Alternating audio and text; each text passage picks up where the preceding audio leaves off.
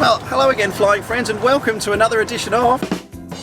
Now today's edition of Fly Day Facts is a little bit different. We're not just sitting at home in my office, we're actually back in Tango Delta Sierra. Because what I want to do today is talk to you about one of the things that most people question the first time they ever see a Cirrus aircraft, the thing that often raises the most controversy with other pilots before they fly in a Cirrus for the first time. Yes, that's right, it's time to talk about the Cirrus side stick, or side yoke, or yokey side stick, or whatever you decide to call it. So let me take you through what it is, how it works, and exactly how do you arm the missiles on it. Pew pew, pew pew pew pew. So let me take you through exactly how this thing works. Let's put 600 feet on the altimeter.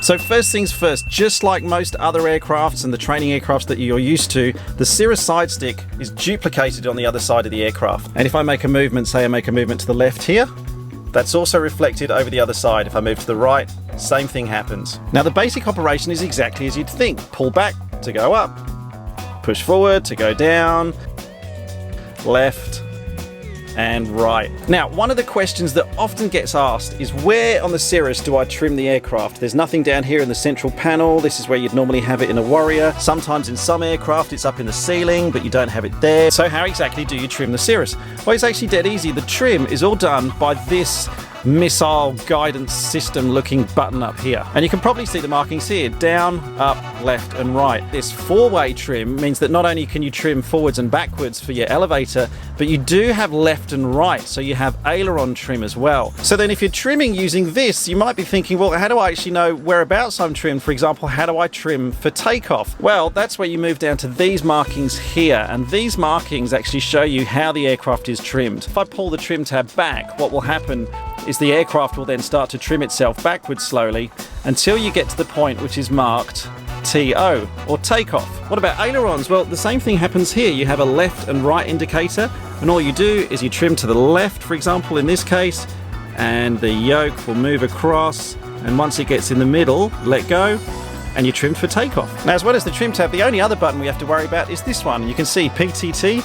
This is the push to talk. This is how we communicate with air traffic control. Now, the other thing to note about the control stick. Now, the other thing to note about the control stick here in the Cirrus is it's actually spring-loaded, which means that whenever it's trimmed, whenever you make an adjustment in the control stick and then let go, it will release itself back to the position it was last trimmed at. For example, here, when the side stick's trimmed out at this point, if I pull back and then gently let go, you'll see it releases back to its original position. Same way as if I push forward and then let go, same thing. Ailerons are the same.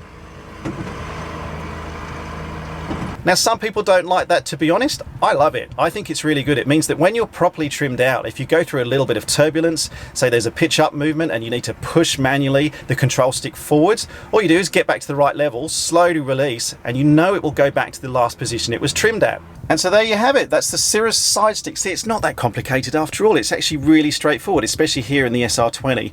I really like using it. Let me know your thoughts down below. My question today for Fly Day Facts is, have you flown the side stick? And if so, do you prefer it to the central control yoke? Let me know in the comments below what you think. And that's it for another Fly Day Facts. Thank you very much for watching. I hope you found that useful. If you're not a member of the channel already and you haven't subscribed, then join the pilot community. Click that subscribe button below. If you enjoyed this video, give us a like. It means a lot to know that you're enjoying the content. Otherwise, have a great weekend. Thanks as always for watching, and I'll catch you again soon.